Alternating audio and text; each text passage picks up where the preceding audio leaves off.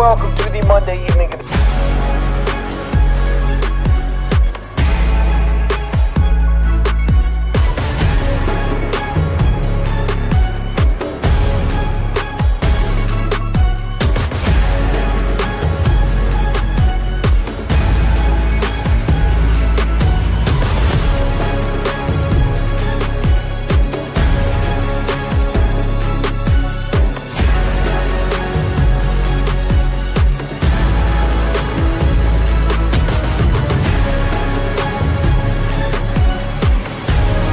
Love ball like I do. After Dark, it's a must listen. It's where I go to get my hoops fixed. This is Field of 68 After Dark.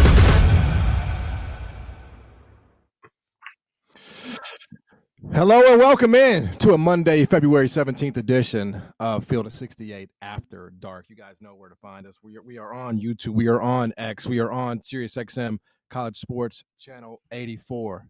And well. They said it would never happen.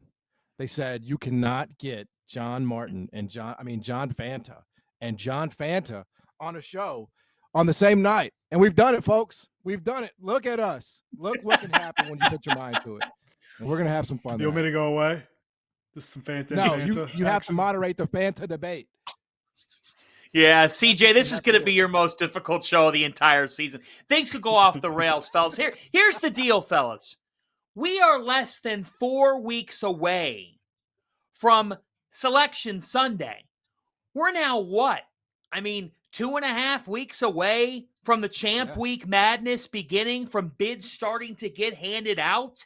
Because in 3 weekends, we're going to have Missouri Valley tournament. We're going to have those early Champ Week tournaments. This is the time, college basketball fans. At the Field of 68, it's a full court press from us on that journey to Selection Sunday. So I woke up this morning and I'm just thinking to myself, it's about to arrive. The madness is almost here.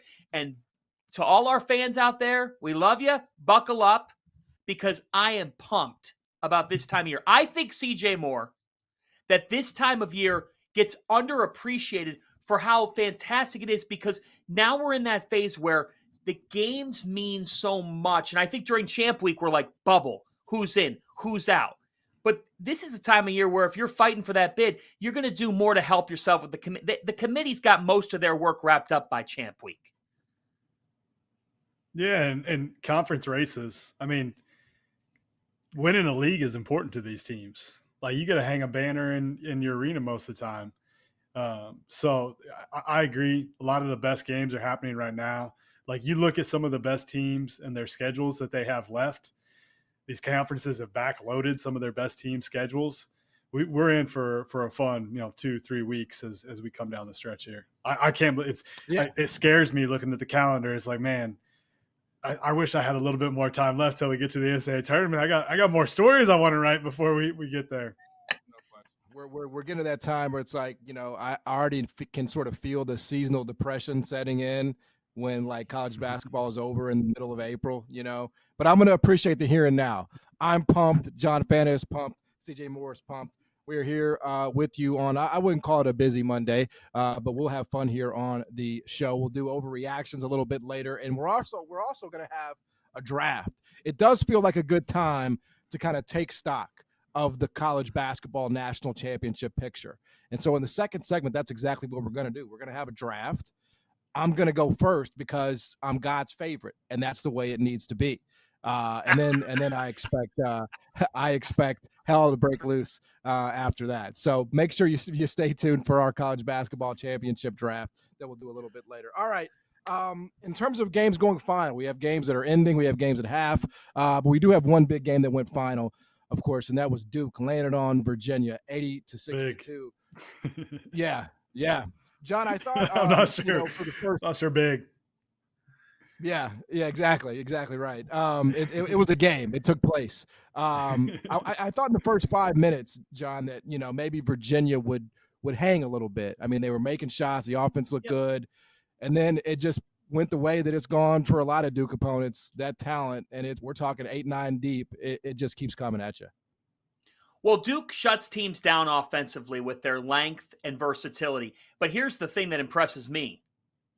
Duke's offense has an even higher efficiency rating than their defense, and they're an outstanding defensive team. They're number 2 in offense. Yeah, you're number 2 to Auburn in efficiency in offense. You're 4th in defense. And what I think is the difference for this team is just their feel on that end of the floor.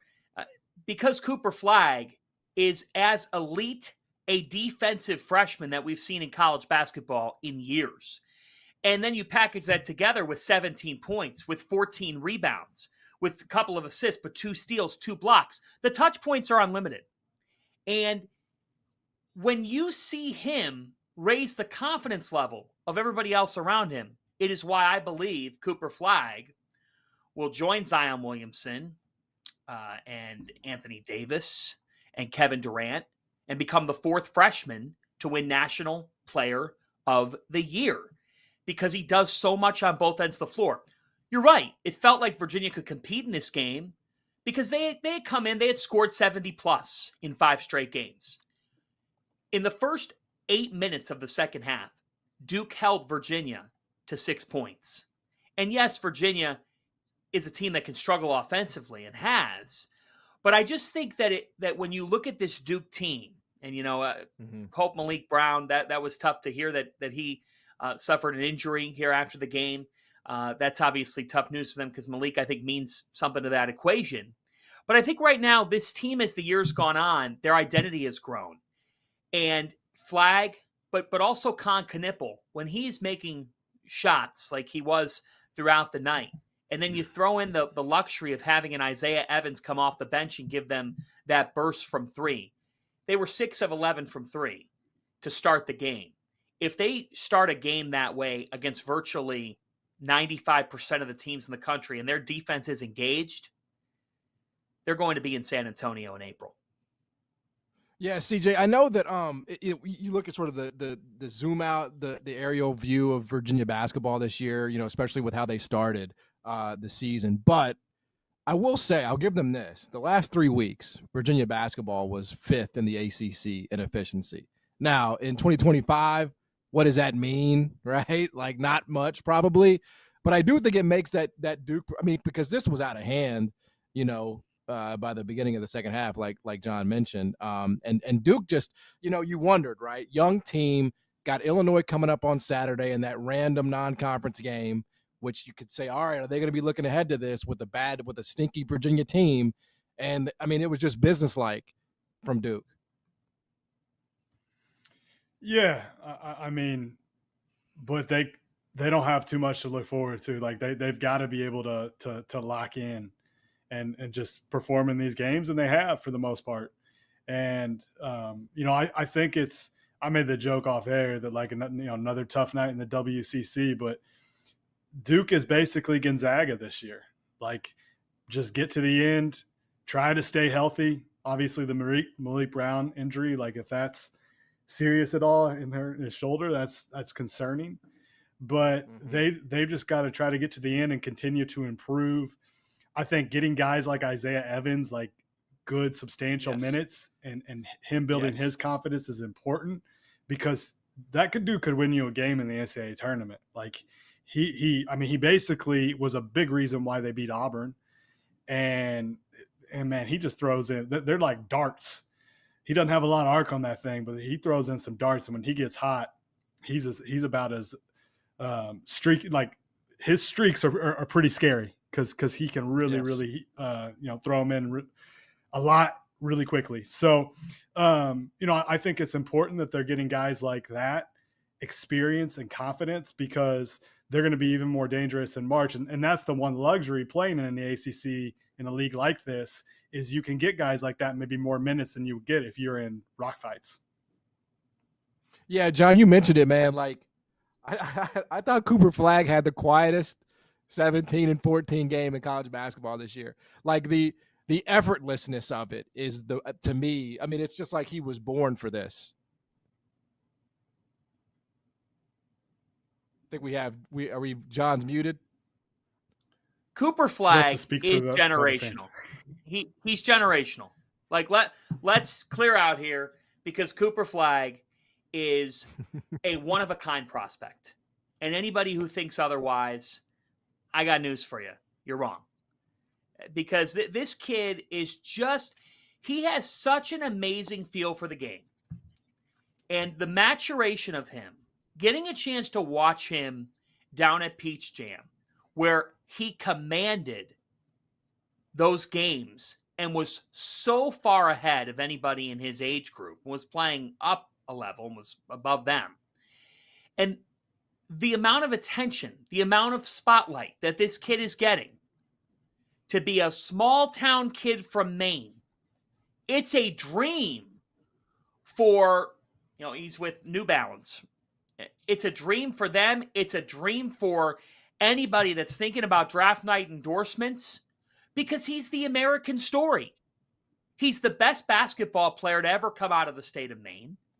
He goes to Duke with a young coach in John Shire. And CJ, I think you're as good as any storyteller in our sport, so you can get more reflective on this here once I talk about it more. But like, John Shire here now is trying to show the world that he can deliver the titles, the rings, the Duke standard.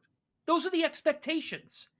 And when he takes over for Mike Krzyzewski, the thought is, well, can he live up to the expectations? Can he be that guy? This is his best shot here thus far. Last year, he made the Elite Eight, and we know that was sour with him. To not be able to win that game over NC State was a really tough point, I'm sure, for him, because he's so competitively wired. But you've got the Boozers coming in next year. Everything's aligned. Now it's just about making the run. And I get the point about how the ACC is weak, and it's been a weak year in that league. But there is a part of me that says this group is so driven and so sound defensively. They're engaged on that end of the floor. And I think Tyrese Proctor, look, he was quieter tonight, but he has been on a roll for them. The stars are aligning for them to be totally refreshed, totally ready. They know what a challenge looks like because they played a gauntlet of a non-con schedule, went out to Arizona and won. Arizona's a different team now, but went out there and won. And they were in late game situations against a Kansas, against a Kentucky. They've learned from those. And to me, this is when you're thinking about CJ Moore March storylines, Cooper Flagg is going to generate the highest amount of buzz television ratings wise, eyeballs wise, because people want to see if the number one pick in the draft with this young Duke head coach, with the brand that is Duke, a brand that casual fans love to hate, if they can rise above all and get the championship. And thus far on that roadmap, I think everything's gone fairly according to plan. CJ, what say you about this story? Yeah, I think he's bucked the trend of I don't hate, but usually I'm against in the family hires because they don't a lot of times work out. Like when you're North Carolina, when you're Duke, when you're Kansas, when you're Indiana, go hire the best coach you can find. Don't limit yourself to a certain number of coaches that only have ties to your program. But John Shire is the one case recently that has really, really worked out. And I think he's done a great job of continuing to recruit at the level K has recruited at and connecting with these young guys. And I think he's grown this year. When you saw some of the things that the way they were playing offensively early on and the way they're playing now, I think the ball hasn't been quite as sticky. These guys are realizing that they can play off of each other. You said Cooper, with such a kind of quiet 17 tonight, he realizes that he can pick and choose his spots to really take over. And he has that gear when he has to. Mm-hmm.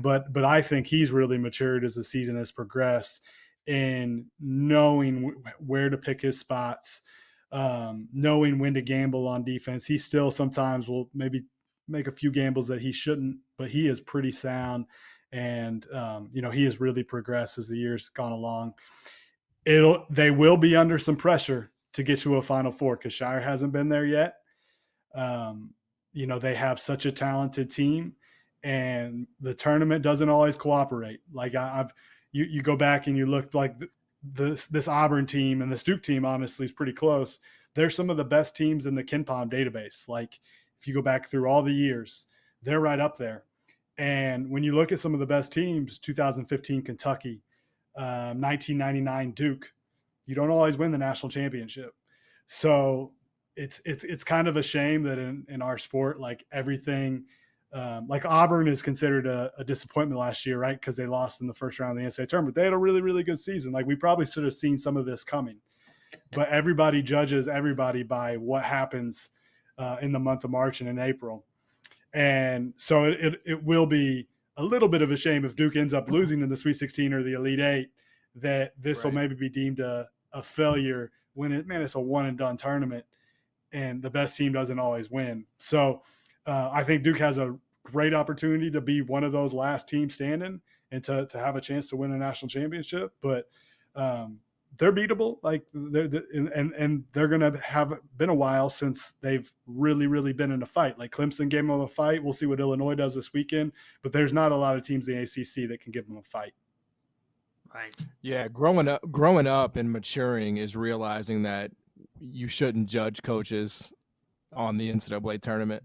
Like, I had to get there, I mean, for so long, right? Like, because that's what everybody does. It's like if, Matt Painter was, a failure because of his early exits, and but you're like, look at what he does in the Big Ten every single year. It's ridiculous, like. Depends on the job, though.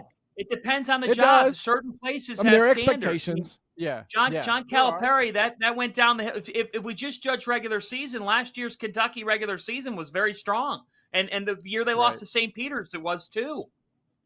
You can't lose those games. I think you look at the whole record, though. Like when you give yourself a chance and you get there over and over again, Painter, for instance, like last year he finally broke through and he got to that national championship game. If you keep getting teams that are good enough to be there, like, eventually you break through. We saw it with Tony Bennett. We saw it with Jay Wright. Like, people used to question Jay Wright. So I mean, you're right, John. Like, I think that, and when you look in totality, like, it's all you add once the coach has been around for long enough, you kind of see what they're able to do in the tournament. But just judging by one tournament, it's not always fair.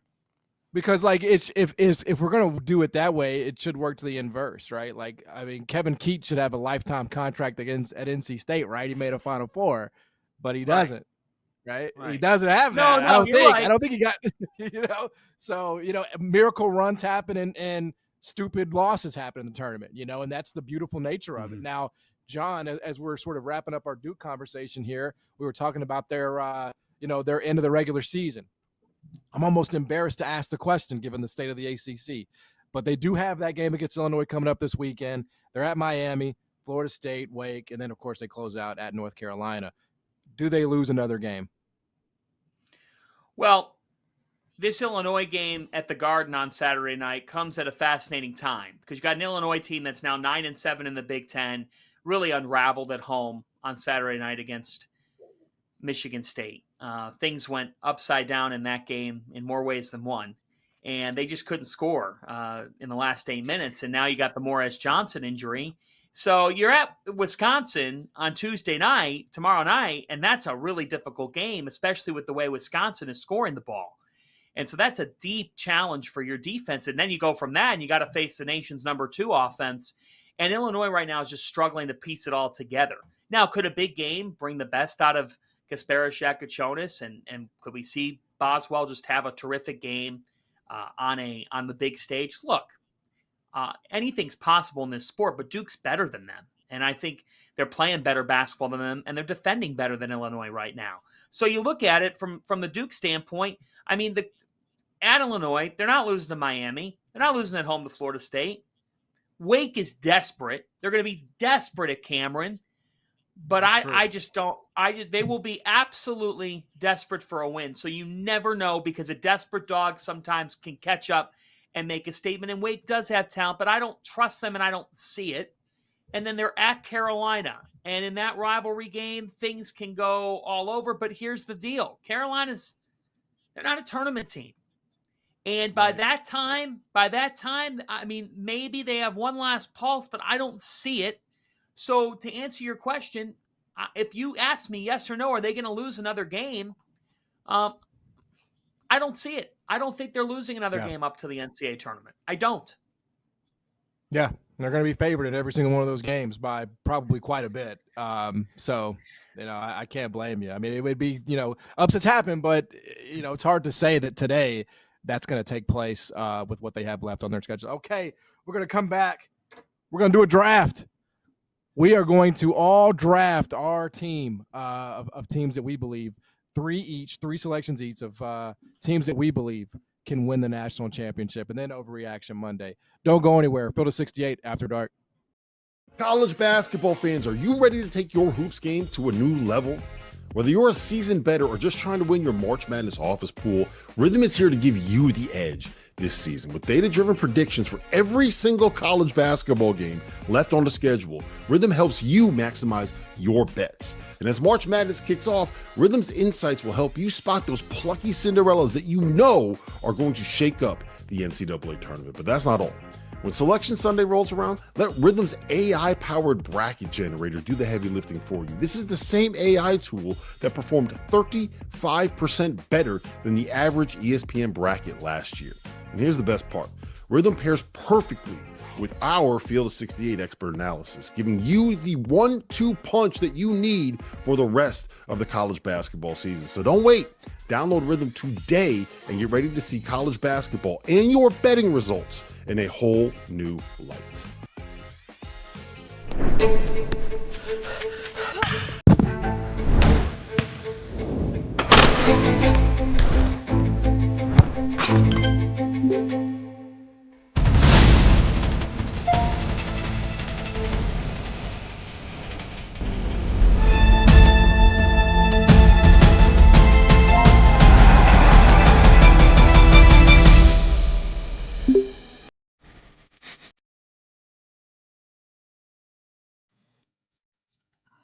We're back. Field of 68 after dark. It's Overreaction Monday here on the show. Catch us on YouTube, on X. Catch us on SiriusXM College Sports Channel 84. I'm John Martin, joined tonight by John Fanta and CJ Moore. And, it's funny. Fanta is obviously a well-known Browns fan, has gone viral multiple times. I do respect I respect that passion because, I'm a Raider fan, right? I got my Raiders gear on right now. And I don't have the passion to even yell anymore like that. And then we have CJ Moore, who finally lose a Super Bowl for the first time in a decade. I'm not going to feel sorry for him, right? I mean, it's ridiculous. So You shouldn't. I hate the draft. John says he loves the draft. And CJ, you should love the draft because every guy you pick seems to be a freaking awesome player. So what we're going to do today is a college basketball championship draft. And I mean, it's pretty simple. Each of us is going to get 3 selections. It's going to be a snake draft. We pick 3 teams we believe can win the title. And I think that's probably a fair number of teams that could, reasonably do it. Maybe it's a little more, but 9 feels like a good number. And so with the first pick in the 2025 Field of 68 title draft. I'm going to end the suspense. Bum, bum, Where's bum, like the bum, bum, bum, bum. Yeah, we're going to go with the Auburn Tigers. As bad as I wanted this to be the Memphis Tigers, we're going to go with the Auburn Tigers. Yes. We labored over this decision in the war room. We said, well, what about this team? What about that? But we just kept coming back to Bruce Pearl's Auburn Tigers. And I think, obviously, you guys know it's fairly obvious. They have done everything that you can ask a college basketball team to do through the month of February. They obviously just polished one off at Auburn. They can win in a variety of ways. They've beaten Alabama. They've beaten Houston. Yeah, they came up a little bit short against Duke, but they have shot makers all over the floor. Janai Broome, before he got hurt, was leading the way for Player of the Year. And yes, Cooper Flagg came in while he pipped him. That's okay. Everybody knows the matchup problem that a healthy Janai Broome is. So pick your poison on this team. They can defend as well when they need to. So we're going to go with, the historically efficient team here in the Auburn Tigers with number 1. Well, then I think it's CJ. You're number bravo 2. to you. Panthers. I'm number Yes, 2. thank you. Bravo Very to good. you. You picked Peyton Manning. That was probably the smart pick. Very brave. I think I'm going to go with the team that I'm voting number 2 right now in college basketball. The team we've talked plenty about tonight. The Duke Blue Devils. I think that they've got the best player. They've got pros. You look up at the teams that win national titles. I think just about everyone I've gone back through the years has at least three NBA players. That is what Duke has. The Duke probably has more than that. Most talented roster in college basketball. Con Knipple, Cooper Flagg. They've got guys that can score. They've excellent defensive potential. They've played great defense so far. Lots of length. I think that Auburn would be my pick if I were going number one. So I don't blame John, but I think Duke, to me, there's other teams you could consider. I'm sure they'll get picked here shortly, but I think the Blue Devils are the best runner-up pick here. And the John Fanta war room, I don't know if you guys could see this behind the scenes. It was a violent scene. He started throwing things across the room. Yeah. He said, I cannot believe that Duke is off the board. It has completely thrown his war room for a loop. What do you got, John? Not one bit. With the third pick in the 2025 National Championship Contenders Draft, the Fighting Fantas select the Florida Gators. And here's why. They have All-Americans. Walter Clayton being the main one. He is absolutely fantastic. When Elijah Martin is healthy, they make up one of the best duos that you are going to find. They just get Micah Handlogden back. And with the length that he can combine with Alex Condon on, Will Richard is a shot maker. This team is just outstanding on their best day offensively. And here's the deal. If CJ's going to take Duke, right, who owns one of those wins over Auburn, I'm taking the other team that's beaten Auburn. Because I don't think anyone's going to end up beating Auburn, but it's basketball. Anything can happen. And I think a lot of brackets are going to feature Auburn, which is why you probably should be different come March, just for the sake of being different, because you could be really, really right. But Florida, to me, their explosiveness was shown in that win at Auburn. And they came out and they beat Auburn's defense. Auburn didn't have an answer defensively. And Bruce Pearl was like, we don't do that. Like, we have the nation's best offense, but my team's getting overwhelmed on that end of the floor doesn't happen. You guys watched Saturday. Like, in a game that was very high scoring, Auburn took away the three-point line for a majority of the game against Alabama's offense, and they made Mark Sears work for everything he got.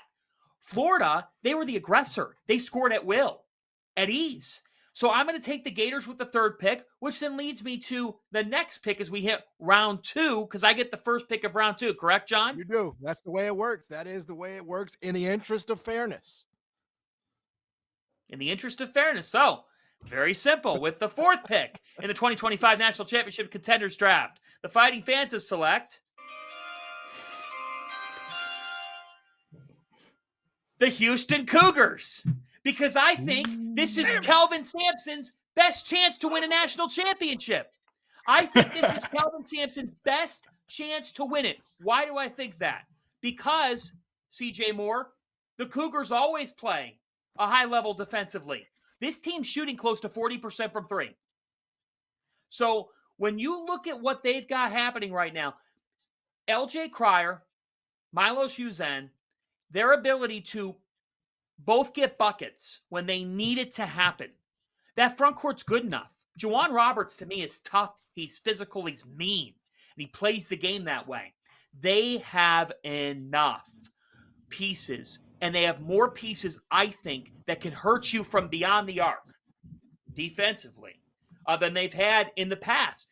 They have not been a team that can make your defense truly pay. Like, right, guys, they've had terrific guards, right? Shed and Sasser. But there hasn't been a ton of dynamic to their offense when we get deeper into the NCAA tournament. And this team's different to me because they've evolved. They took some early lumps. It was for the good of their season. And they went to Players Era. They took a couple of, they had a reality check out in Vegas of like, here's how we've got to be better. And they have been. Any team that is 29-2 in their last 31 Big 12 games, that is absolutely remarkable. And for me, Houston's offensive evolution as a program here this year to being a better team on that end of the floor, top 10 in the country. I'm never going to count them out defensively. I think they've caught some bad luck on the injury front. They're never going to get blown out of a game. Never. They play at 360 tempo. I'm taking the Cougars. Yeah, that's a great job on the turn there, I gotta say. I mean, that was I don't think I expected Houston to last until my second pick, but that was a very solid turn there from you, John Fanta. Okay, CJ, you're up. Took you out of your chair. It I did. like I those was picks, Fantas. Both teams that I think have gotten better as the season has progressed. I'm going to go with my preseason number 1 team, and that is the Alabama Crimson Tide.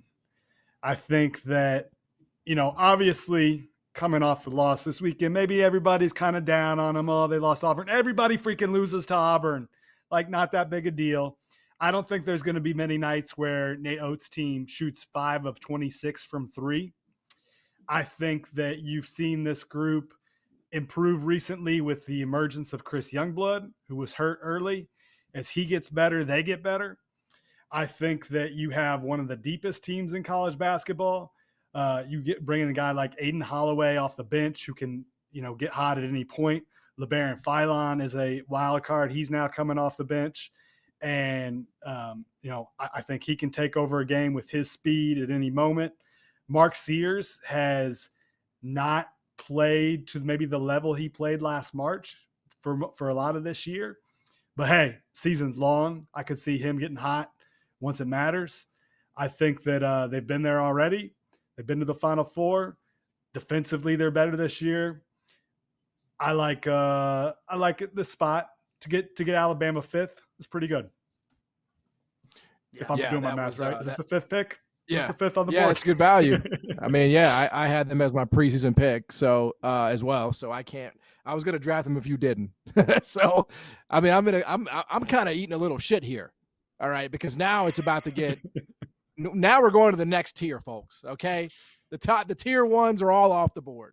So now we're getting into that next tier, and I got to be the first one to kind of put his toe out there and kind of talk about where this is going to go. Listen, I have to go Iowa State.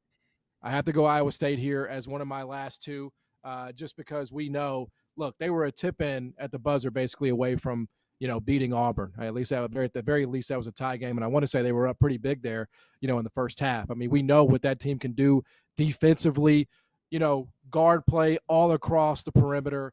You're getting Momcilovic back, and they're a different team when he's on the court. I think they kind of survived, for a couple of games, maybe even a few without him, but they need that shooter on the court. But regardless, with Gilbert and Jones, and you get the shooting of Momcilovic back and their defensive ability, I mean, they're going to be top 20 in both metrics.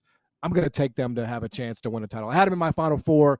I'm certainly not down on them because they hit a little bit of a rough patch without one of their better shooters. So I'll take Iowa State. And then I think I go right back here, right? I'm right back with the final pick. I'm going to go with the Arizona Wildcats, man. And again, I know they just lost an absolute slobber knocker to Houston at home. But I thought for a good portion of that game, they matched Houston's toughness. I really did. I was incredibly impressed. Mm-hmm. And you're going to have to do that. And right now, they're currently up on the road at Baylor. I know that Baylor team is undermanned, but to be able to show that you can win games like that on the road, we know what it comes down to, right? If Caleb Love has a off day and he continues to jack up shots, it can get away from Arizona. But to me, he's even showed more maturity there. Like, he's got a little floater now that he's going to. He looks like he's more of a facilitator. They have guard play. They have defensive ability. Again, they have the metrics. I'm going to go Arizona here with my final pick to win a title. And then we go back to you, CJ. I like those picks. Now it gets fun. Now it gets fun for you too, right? Who now we going? It gets fun. So I got a list of teams here that I'm considering. The Johnnies, Michigan, who I think I snuck into our last draft we did, and people were questioning. They weren't even on the board at that point, and I got them in there.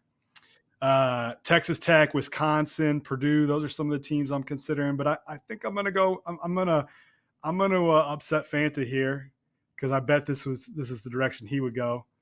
I'm going to go with Rick Pitino, maybe the greatest coach in the history of college basketball. Right, like he's up there. He has. I think their defensive fastball is the best in the sport. Like when they're really turned up, I think defensively they are probably the best team. And Houston's really close there, but I think St. John's might even be better defensively because of all of they have so much length and they can beat you up defensively.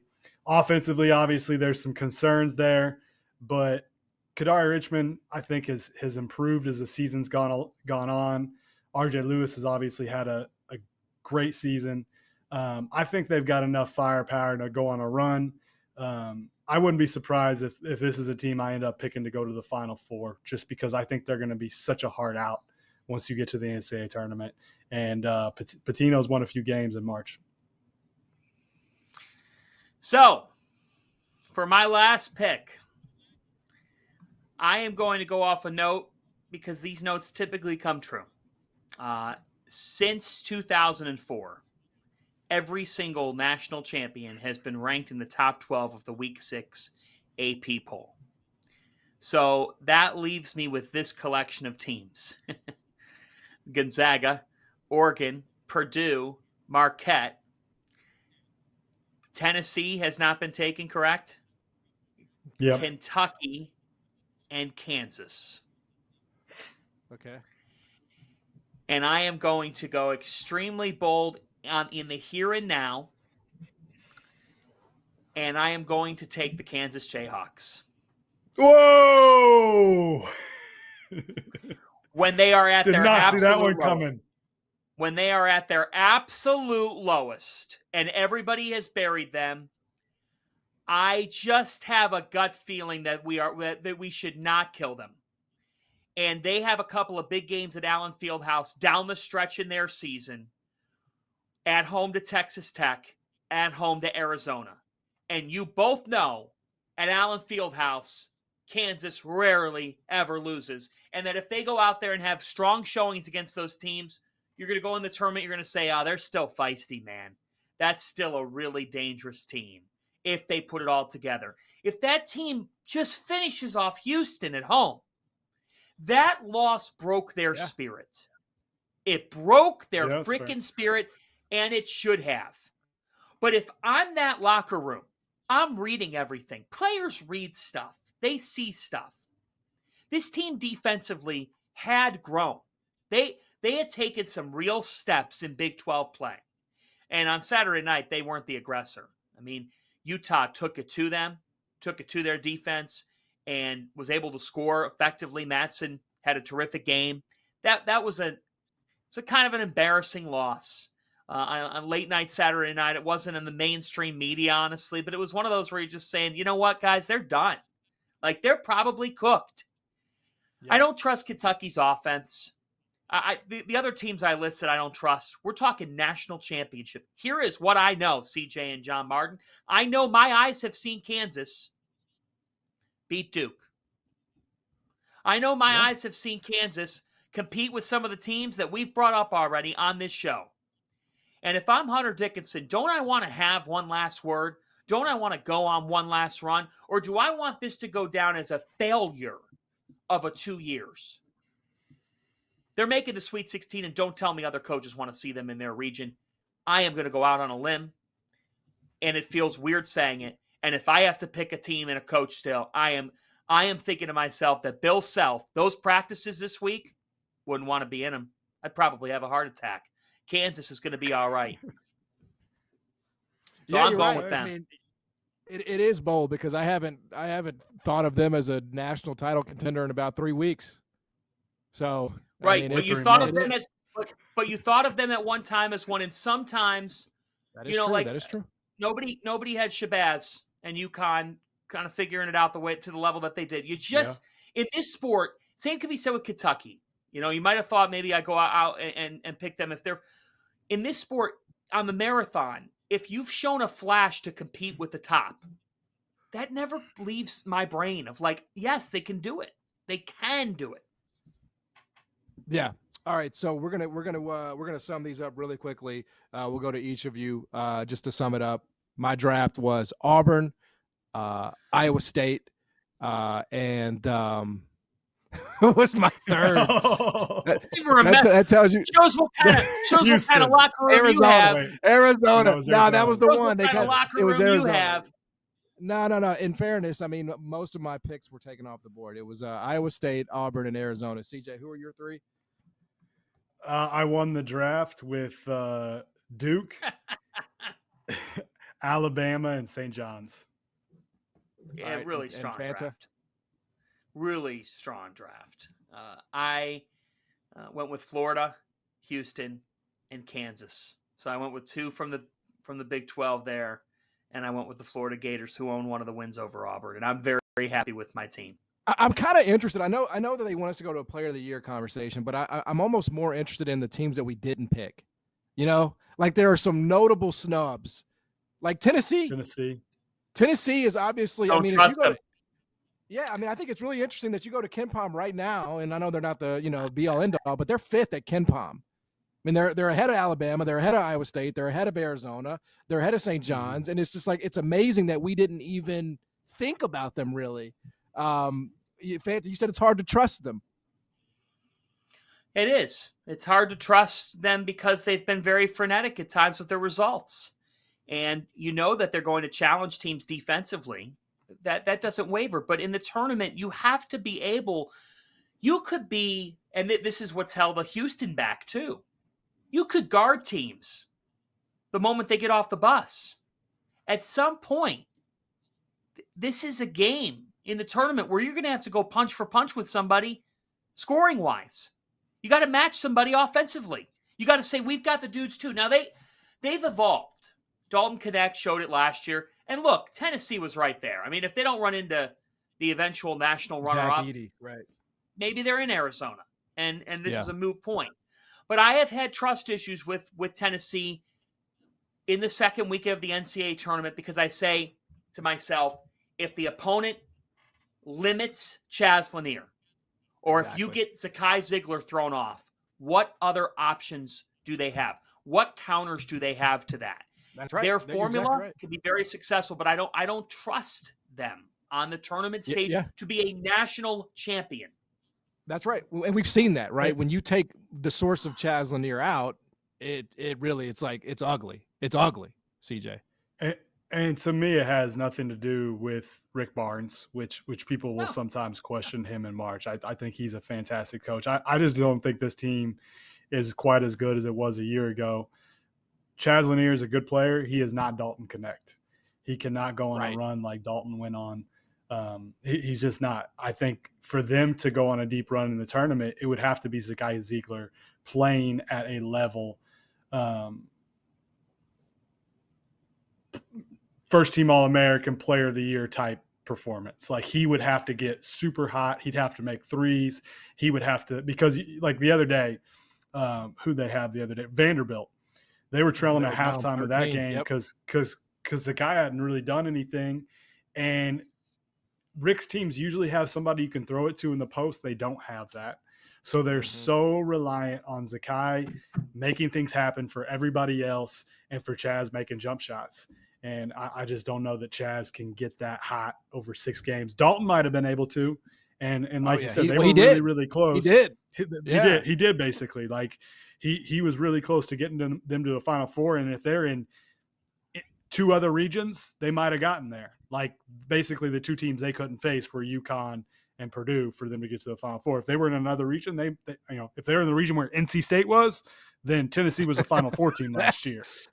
Yeah. But I just don't think they're quite at the level they were a year ago, and I just don't. I'm with Fanta. I don't trust their offense enough to get it done. But they're probably the biggest snub here if we're just looking at all of the predictive metrics. That would be the biggest snub. All right, fun stuff, gentlemen, and well, like any draft, the results won't be decided on until much later down the road. So, it may all look good for you today, CJ and John. You guys are shitting on my draft, but you I got Auburn, so you're in a pretty good spot. Listen, man, you got the team. You got that number one pick. That's right. If that team doesn't make the Final Four, I will watch that game 3 times just to see how they lost the game. Because I'd be stunned. I really would be surprised. I know it's basketball. I know anything can happen, but man, that Auburn team ain't missing it. They're going to be in San Antonio, man. All right, we'll come back to Overreaction Monday here on Field of 68 After Dark. Don't go anywhere. There is no sport in America that is more difficult to follow than college basketball. It can be overwhelming. That's where the Field of 68 Daily comes into play. The Daily is your go-to source for injury updates, recruiting news, and transfer portal additions that actually matter. For just $50 a year, get access to the same information that your favorite team's coaching staff is subscribed for. Quality content can be hard to find in the college basketball space. The Daily is here to help you with that. If you haven't heard by now, we have partnered with BetMGM for the season. We'll be using BetMGM lines to make all of our picks, and we'll have special offers for the listeners and the viewers of the Field of 68. Bet insurance tokens, odds boosts, and what I love, a nice parlay boost or two here or there. Be sure to keep your eye out in the app for the Field of 68 specials that we'll be running throughout the season as well. So go download the BetMGM app to sign up today. Would you be surprised to find out that the Field of 68 is home to more than 35 podcasts? More than 25 team-specific podcasts that are hosted by the people that know what fans want the most. The Goodman and Humble podcast, the DTF podcast, the A10 Insider podcast, and the Mountain West podcast. But wait, there's even more. The Field of 68 will be launching the ACC Insider podcast this year. Subscribe to this channel and come along for the ride. Welcome back, Field of 68 After Dark. Thanks for being with us here on a Monday, February 17th edition of the show. I'm John Martin, CJ Moore, John Fanta here with me tonight. Utah takes care of business at home, and regression, that mean SOB regression is starting to hit Kansas State in the face. They've now lost, 2 in a row? So kind of settling back in to the team they were for most of the season. Arizona up big on the road in Baylor. I think we're going to do afters tonight, so we'll discuss all of that in length. But it is Overreaction Monday, which you guys know how it works at this point. You guys send the overreactions in, and we determine if they are in fact overreactions. So let's get it going, Thomas. What we got? What's the first overreactions from Jordan? This season has the worst quality of teams and resumes competing in the bubble of all time. John, we'll start with you. It's one of the worst all-time bubbles. It's weak, man. And there's talk about expanding the NCAA tournament. That is a hot load of garbage. It's a bad idea. I don't think it benefits the sport. The bubble as is weak, and I'm not a fan of it. I just don't think the tournament expansion is a good idea at all. I understand why they're talking about it, and I appreciate the work of Dan Gavitt and his team at the NCAA. It's nothing against those people. They answer to the schools and the conferences, and there's an appetite for this. So I understand why they're doing it, but I do not agree with it. And that's seen by the bubble. I mean, you look at this bubble, and when you package together 3 of our first 4 out right now. So currently our first 4 out for Fielding the 68 every Monday and Friday, 5 Eastern time through Selection Sunday. We have VCU, Arkansas, Xavier, and SMU. VCU has 1 quad 1 win. Xavier has 1 quad 1 win. SMU doesn't have any. They don't have a single quad 1 win. And they're in our first 4 out. I mean, are you kidding me? Because if they were in the AAC, for example, if they were in the AAC like they used to be, they wouldn't even be under consideration, it feels like. Oklahoma's in our last 4 in. Have you watched them play over the last 4 weeks? Oh, disgusting. I mean, we got in our last 4 in, No offense, because I think they're a good team, but we got UC San Diego today. You're telling me that the Big West is a 2-bid league? That's how. That's a bubbles- good team. It'd be a That is lot good more team. fun. Oh, I like UC here's the San deal. Diego. I want UC San Diego to get one of the last 4 spots. Just like if they expand the tournament, I would like more mid-majors to get taken care of. Yeah. But they won't. CJ, No, it won't they're happen. not gonna get taken care of. This is a soft bubble. Xavier, they only have one quad 1 win. Honestly, when you look at the first 4 out, Arkansas, of the 4 teams in our first 4 out, at least they have some wins to their resume. But they're 4-8 in their league. It's soft, man. We should not expand this thing. We don't need more average and mediocrity. We don't. Oh, who's it hurt, Fanta? Who's it hurt? Come on. Did you watch the first 4 last year? I mean, it was gross.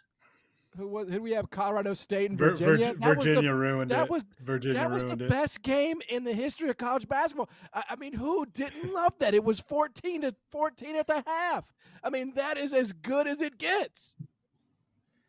You guys were talking about Cooper Flag. I gotta admit something. I can't really weigh in on this because I do not look at bracketology. Wow. When it's Christmas time, when you were a kid, did you go and sneak in mom and dad's room and try to look at your presents? Did you want to see them before I would try sometimes, occasionally. I would try to peek, that's me. Nobody likes that kid. Nobody likes that kid. I wait till they give me my presents. I get out of here with the bracketology. So you much don't look at all, so you have no 3. idea where anybody is. You have no clue. I try not to. I don't reveal. like it. Wow. I did watch the bracket reveal, but I'm pretty anti-bracketology. Appreciate everybody who does it. I like math. I understand comparisons. I hate doing the top 20. I hate doing the top 25 as well. I like talking about the teams, but I don't like, trying to. It's stupid. But anyway, so I can't really weigh in here to say if it's if it's an overreaction or not. But I am with Fanta. I wish we could get some more majors in here. I think one rule that would help the NCAA tournament is if we got teams that actually won their regular season conference championship, got the auto bid, and the other teams that win the conference tournament, send them to the NIT, or maybe if you're in the top 15 conferences in the country, you take both. Something like that. Like, let's get weird. Let's change the rules up. Let's get a few more majors in here because that would make it more interesting. Or you look at the analytics of it and you say, okay, these conferences, their regular season champion, if you want to make the auto bid, college basketball is the most inclusive postseason, with the exception of a couple of teams that don't get there. If you don't get invited to your conference tournament, you really, it's like getting an F on a paper. Like you had to actively just be bad. If you're a Drake and you lose the Missouri Valley final and your analytics check out a certain way, you should be able to get a bid to the NCAA tournament because Drake is one of the best 68 teams, in this case, 76 teams in America. All I hope for is that Rob and Jeff trademarked Field of 76. No question. I think they hopefully they kind of went down the line because we've heard about 15 different numbers, right? So let's hope that they may just have to change the name altogether and get out of the numbers game, but who knows? I'm sure those guys are on top of it. All right, what's next? We going to the Big East? We're going to the Big East. RJ Lewis is now in the lead over Cam Jones for Big East Player of the Year, John Fanta. That's from Ty. He's on this thing every week.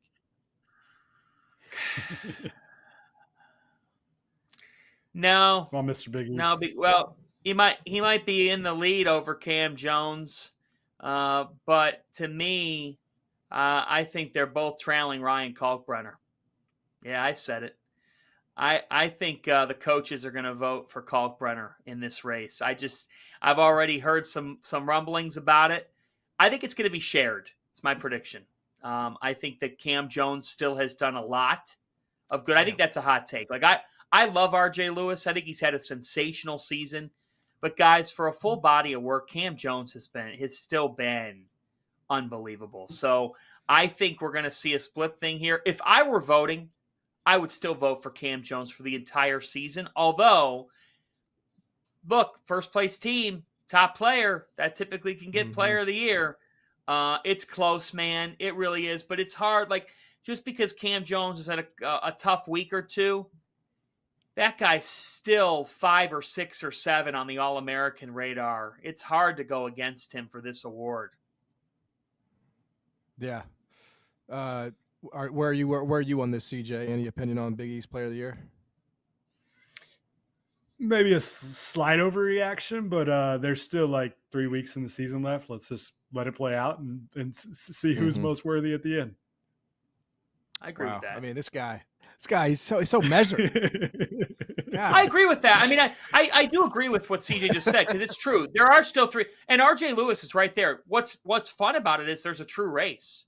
I mean, March 8th, St. John's is at Marquette, and that could be a game where the better player, whoever wins that game, could end up getting it. But Kalkbrenner, if his foot's okay, I mean, I don't know if you guys watched yesterday. I'll be honest with you, calling that game, when he went down with the injury, the kid was very emotional and was down for 5 minutes on the floor. And I'm sitting there thinking, the vibe in the building was, this is great. This is a bad injury, and this could do it. So I'm glad that he's back up and over it. Really quickly before we get to toast of the night, next overreaction is from Graham. Terps have the highest chance of any big team to make a run in March. John, quickly. Go ahead, CJ. I've taken all these. CJ. I don't hate that, but I think it's an overreaction. There's a couple teams I'd probably take ahead of them: Purdue, Wisconsin, Michigan. But I think the Terps could be a second weekend team. I don't think that would be crazy. So they got a chance. Yeah. I don't think that's an overreaction. I think that Michigan, I think it's a slight overreaction, but I don't think it's an utterly wild overreaction. I think Maryland right now, their starting 5 is very, very balanced, complementary, and good. They're playing really well. Yeah. You know who I'm a sucker for? Just really quickly, randomly, UCLA. I'm just a sucker for them. I'm with you.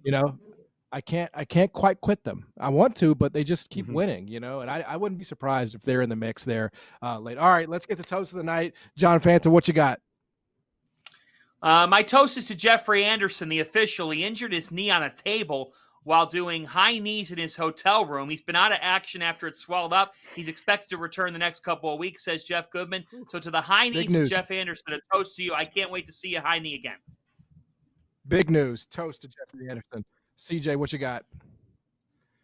I am going with the big fella from Utah, Lawson Lovering. Apologies if I said that name wrong. I'm struggling tonight, but he could not make a free throw recently. They were hack-a-shacking him on Saturday. He stepped up and made some big ones tonight for the Utes to beat K-State. All right, I'm going to toast the afters, which is where we're headed after this. Thanks for being with us here on a Monday edition of the show. For CJ Moore, for John Fanta, I'm John Martin. Have a great night.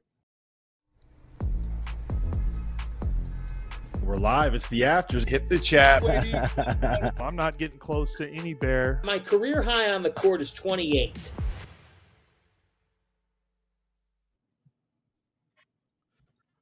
All right, this is the afters. We can kind of kick back, take our shoes off. I mean, CJ kind of had me at shot clock was running down. You know what I mean? Shit, I had to hoist one up, but I think we at least hit the rim.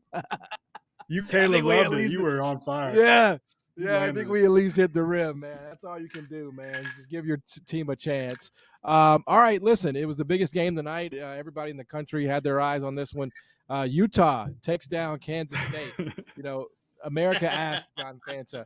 They asked, "Is this real from Kansas State, or is this just a dead cat bounce from the most expensive roster in all of college basketball?" Are we starting to kind of get our answer on this Kansas State team after 2 straight losses here? Starting to get our answer. Look, they built up too big of a hole to dig out of. Yep. And a loss like tonight. I mean, I'll tell you what. I give Coach Smith credit at Utah. I think Utah, this is their first year in the Big 12. And they're playing really good basketball right now. to their credit, look out for the youths in this league, especially at home. They got a couple of veteran players. Lovering, to CJ's credit, had 15 and 10. And Ezra Asar, I don't want to butcher that, but Asar He had a hell of a 21 and 8. He was fantastic. Yeah, he was crushing. I mean, He had Coleman Hawkins in the torture chamber, man. He sure did. Yep. He really did. And I like the stuff that they run tonight. You know, they scored 74 points. They still scored the ball pretty effectively, and they only went 3 for 19 from 3. The other night against Kansas, they were knocking down those threes. So quick turnaround because you played very late Saturday night, right? You come right back Monday, and you beat Kansas State, a Kansas State team that frankly was desperate. Think about this, CJ. They got outscored by 21 from beyond the arc, and they win this game, and they hold Kansas State to 69 in the process. So Kansas State is a Crown or NIT team. They're just not an NCAA tournament team. Crown, I like it. Crown. It's been a disappointing season for the Wildcats. I mean, CJ, they're one of the sport's biggest disappointments. I think the Crown owes Fanta some money because that's the first time the Crown's ever been mentioned on any airwaves ever. I forgot that thing even existed, but here we go. No, I mean that was a good win for Utah. I do think Utah is one of those teams, to kind of to your point, like when you watch them, they run good stuff, they play well, they play sound basketball. Like I think it's a well-coached team. I think they're lacking a little bit in the backcourt, but man, up front they beat up K-State. They crushed them on the boards. It was a good performance. Like it wasn't like K-State laid a dud tonight. Like it wasn't like, oh my gosh, there's so much wrong with K-State. They just 67-69, right? Yeah, they lost a road game. It's hard to play in altitude. People always talk about that, and to Utah, and they dropped too. So K-State had no room for error. Now they really have no room for error. Like they might have to win out as far as their regular season goes, and maybe win a game in the Big 12. Now I don't know, obviously, because I don't look at this bracketology crap, no as idea. I told you Completely boys. But I've got the idea of what an NCAA tournament team usually looks like, and it ain't the record that K-State has right now.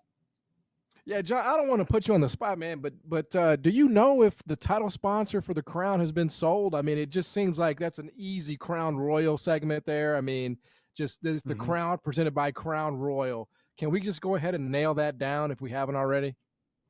You can get on those calls, John. Those are beyond my pay grade. But where's that happening? Where are they playing that? Vegas? That event is March 31st. That event is March 31st to April 6th. It is at MGM. It is in Las Vegas, and it is 16 teams. I am not calling those games, but it is Big 10, Big East, and Big 12. And that's coming in a couple of weeks. All right. Well, we will certainly be looking for Kansas State, right, in that one. If they get Fanta on the call, I'll watch. But if they don't have Fanta on the call, I'm not watching. Agree, because I people don't know this, but I'm 2-0 betting on games that Fanta calls this year. I'm undefeated. Did yesterday count? Were you on yesterday? I didn't have anything yesterday. I did not have anything yesterday. But that was a sicko. That was a sick beat for somebody, or a great backdoor.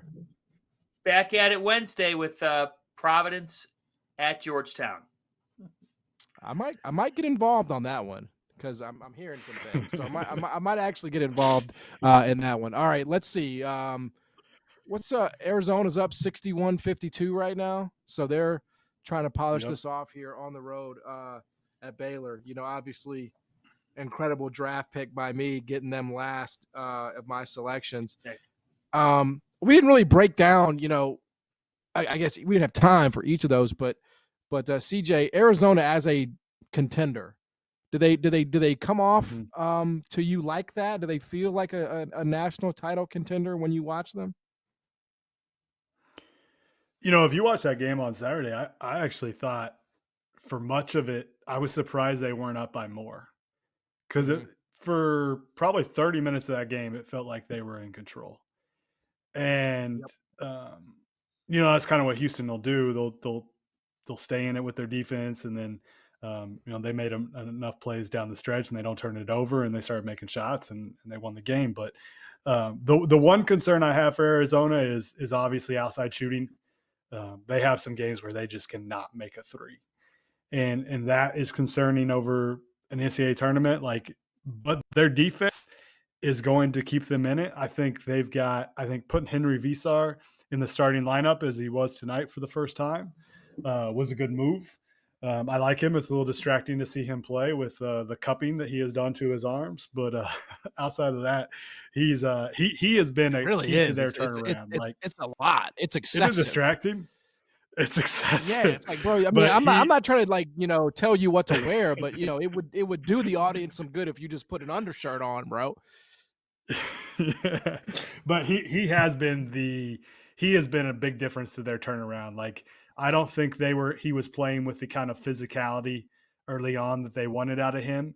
And once he became a regular in the rotation, and once he started really, really contributing, that's when they started to climb. So I like the pick. I think that their ability to guard when they throw out the KJ Lewis, Jaden Bradley, Caleb Love backcourt, and then the freshman. Help me out with the freshman's name. The big kid, the 3-4 type. Carter Bryant. Carter Bryant. When he's out there with those three, and then Visar's out there like that five, they're loaded, together. man. They're loaded. They're really, really good defensively. So, and they've got some pieces off the bench. I like their depth. I just worry about their shooting, but I like the pick. I think that was a good one. Well, I like him a lot. And I'll tell you what, Toby Awaka, my respect for his game has gone way up. That kid's a warrior. I mean, he challenges you. When you take the ball towards the rim and he's on defense, he's going to make you work for what you're going to get. And, oh, by the way, you better box him out. That kid's a bear to box out. He is really, really tough. He's relentless on the glass. Tonight he's got 16 and 14 at Baylor. And you don't think of Tommy's teams in the past as like defensive juggernauts. It's usually always about the offense. And that's why I think maybe it took a little bit for this team to kind of get going, because really what they are built on, what they should be built on is the ability to stop people. And so I think that's maybe taken a little bit of they came in probably thinking, all right, we're going to outscore people like we usually do. We're going to play fast. We've got these transfers coming in, but what their calling card is their defense. And I think that's maybe why it took a little bit for them to kind of figure out who they were. Tommy's another guy who has fallen susceptible to that whole thing with the NCAA tournament. Like, is he a really good coach? Mm-hmm. Yes, absolutely. Yep. But the casual would say, well, man, they've kind of struggled to have the big breakthrough under him in the tournament. Maybe it would be very ironic that the year they start 4-5 is the year they go the deepest under him, which he has. Yeah, I mean, he's made one second weekend. Yeah. I think that's why, it's just funny. Like my perception, if you just pull me aside and you just say, hey, what do you think about Hubert Davis in North Carolina? Even though he's made a title game, even though he's made, second weekends, my thought on Hubert Davis is he's not doing a good job. Now maybe part of that is my, just perception of the North Carolina job and how, it's basically a birthright there to go to a second weekend. But I think it kind of goes back to our conversation about what you do in the regular season matters, to your ability to do the job. Because when he made the title game, he was an 8 seed. I mean, he rode a hot hand from Caleb Love to the title game. Credit, but I think that's part of why, guys. We go back to this argument. What you do in the regular season should really weigh a lot more to the public. I know we don't get to choose, but in a perfect world, it would. That would be the justice. What you do in the regular season weighs more than what you do in a random sample of 6 games, over the course of 3 weeks. Yeah, who did the better job last year, Kevin Keats or Bruce Pearl? Right. I mean, come on. Exactly. I mean, that's that's so. But again, that's not the way that we judge the sport. And this is down to 4, by the way. This is down to 4. I mean, Baylor's fighting their way. VJ Edgecombe's so good. And then let's talk about Baylor for a minute before we get out of here, John, because it's a Scott Drew coach team, and the talent is freaking undeniable there. I know they're banged up. I know they have some injuries, and there's no getting around that. But when you start talking about Rob Wright and VJ Edgecombe and Norchad O'Meara, they bring Celestine, as a shooter who's having to start now basically because of the injuries. That is a team on paper that should be live, isn't it? Well, it is, but they just haven't developed a consistent defensive identity. And that's just it. They're too small. I mean, yeah. Yep. That's it. They're too small and they're young at certain spots. So you're counting on some inexperience. As much as I like Edgecombe a lot and Wright, they just don't possess enough size that makes you say that they can go on a real run. And then you're counting a lot on an offense that, again, is can be inconsistent at times. I just think that they've been a disappointment. I mean, I thought they'd be a top 10 to 15 team. They're back within 4 now. Edgecombe is, he's a lottery pick. I mean, he is a really talented player. Yeah, I love his toughness. His explosiveness is just ridiculous. And his jumper coming along has been huge. I was there in the preseason and watching him shoot. I was worried about his jump shot for them this season and for his long-term potential. He was kind of a thumber. He would have his left thumb in there. I think he's gotten that out. He's really shotting the ball a lot better as of late. They're a team that you won't want to see in the NCAA tournament just because on one night, like, they could get you. Sure. You got as many pros as they have, but yep. We entered the year with two big men. One's out for the whole year now. That's where Baylor has issues. Like, defensively, Scott's had now a few years in a row where they just haven't been as good as that title team, and then the team right after it. That's where they were in the national title picture for 3-4 straight years because they had really good offenses and really good defenses, and they just haven't been there defensively the last few years. I had Edgecombe, by the way, at the Nike Hoop Summit last year in Portland, Oregon, and a joy of an assignment to see a bunch of the high schoolers that were about to head to college. DeBanza was there too. I can tell you right now that because he was representing the Bahamas. I believe that he played on the world team in the event. And because his family, he's got a powerful family story of coming to New York and a lot of family back in the Bahamas and his mother working her tail off, just a great family. And VJ was running the shoot around with a bunch of players that he didn't always play with, guys that he knew, but it's an all-star game, but it's not. It was the United States versus the world. Nike puts the event on. It's one of the more serious showcase games in at that level. And VJ he ran the show. And it was at that moment I'm like, you fit perfectly first off, you fit really well with Scott Drew. But secondly, you're charismatic as all get out. So that kid's gonna ace his NBA draft interviews. Yeah. He possesses that awesome personality. Man. Absolutely right. Well, boys, let's get out of here. Let's go watch the finish of this game, shall we? Sound good? Love that. Let's do it. Yeah, big game. Big Fanta slate tomorrow. It's been fun. Yeah. Tuesday really is fun. A great night in college basketball.